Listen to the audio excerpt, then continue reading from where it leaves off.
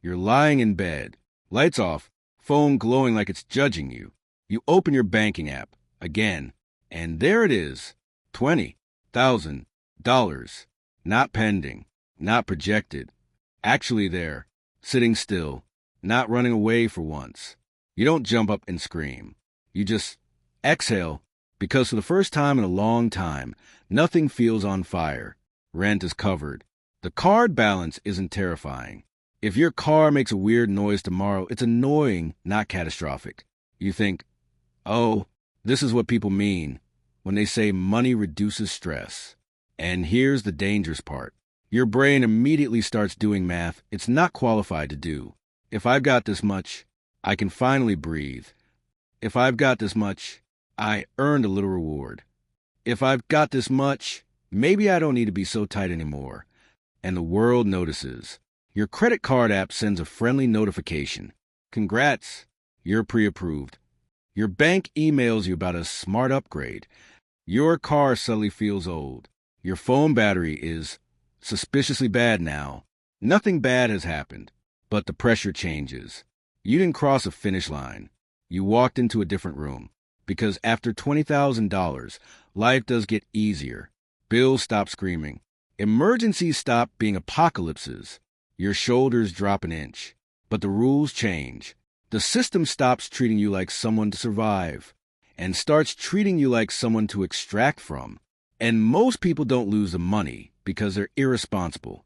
They lose it because nobody told them this part. Hitting $20,000 feels like a win. But if you don't do one thing first, it quietly becomes a reset. And you're back where you started, just with better memories and worse habits. That's the catch. Here's the trap, and it's sneaky. Think of $20,000 like the top of a roller coaster. The climb up? Slow, loud, stressful. Click, click, click the whole way. Every dollar took effort. Every setback hurt more than it should have. Then you hit the top. There's a pause, a view, and your body relaxes because finally you made it. But the coaster doesn't stop there. Gravity takes over. Most people think the hard part is getting to the number. It's not. The hard part is not sliding backward once your guard drops. And no, this isn't a discipline problem. It's a design problem. According to Federal Reserve surveys, nearly 40% of Americans still can't cover a $400 emergency without stress. That means if you got $20,000 liquid, you're already doing better than most. So when people fall back from that point, it's not because they're bad with money. It's because the moment you feel stable, everything gets more expensive. Your standards rise. Your tolerance for inconvenience drops. Your patience disappears. You stop asking, can I survive this? And start asking, is this worth my comfort? And comfort is expensive. This is why people yo-yo financially. They sprint. They hit a number. They relax.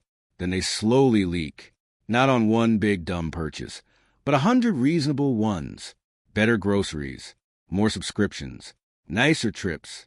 Small upgrades everywhere. Nobody sits down and decides to undo years of progress. It just happens.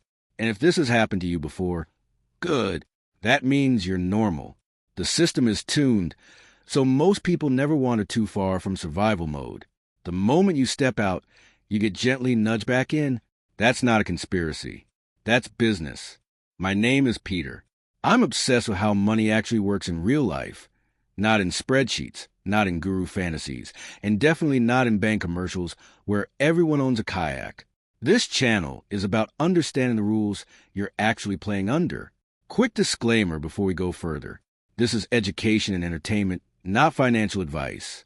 I'm not your advisor. I don't know your situation, and you should talk to a professional before making decisions. Okay, back to the uncomfortable part. There are two phases nobody warns you about. Phase 1, the grind. This is a part everyone understands.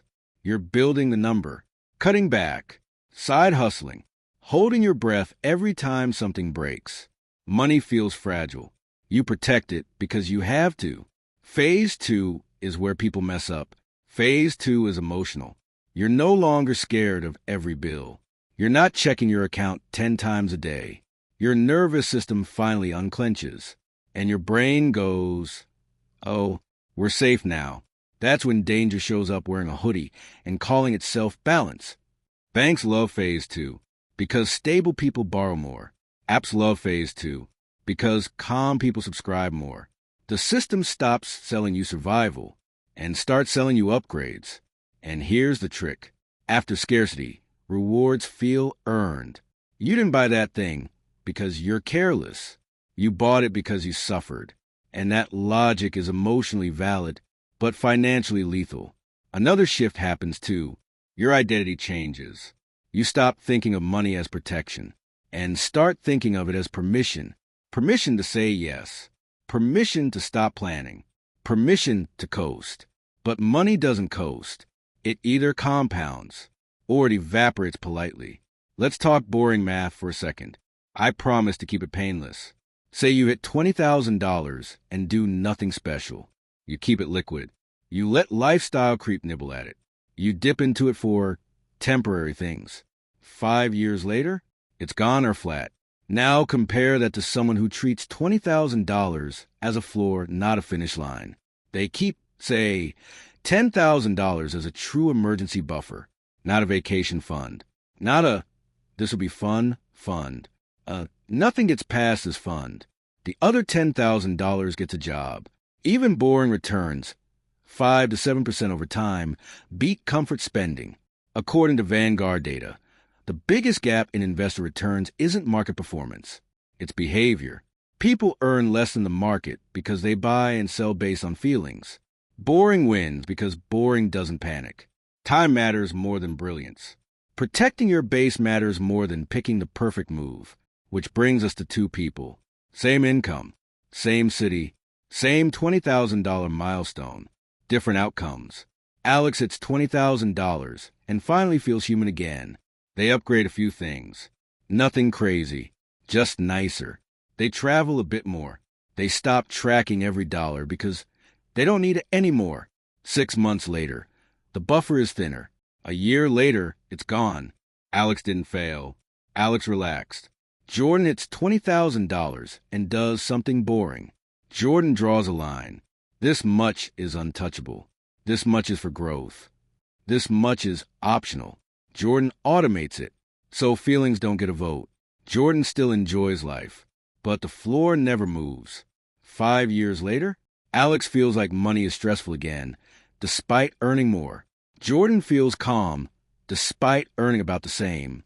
According to multiple household finance studies, people with defined financial floors experience lower stress and higher long-term net worth, even without higher incomes. Same money, different rules. So here's the simple playbook. No hype, no heroics. 1. Set a floor. Decide the minimum amount of money your life is allowed to fall to, not emotionally. Structurally, this is not spending money. This is permission to sleep money. 2. Build a growth layer. This is money with a job. Long-term, boring, automated, not sexy, effective. 3. Create an options layer. This is where lifestyle upgrades come from, not from the floor, not from the future. 4. Be suspicious of convenience. If something is being pushed to you the moment you feel stable, it's not a coincidence. Money doesn't exist to impress people. It exists to buy you options, time, choice, peace. And here's the real catch. Life doesn't get easier because you hit $20,000. Life gets easier if you protect your first $20,000 like it's the floor, not the finish line. That's how you stay free. Not by earning more, not by trying harder, but by refusing to slide backward quietly. That's the part nobody tells you. And now you know.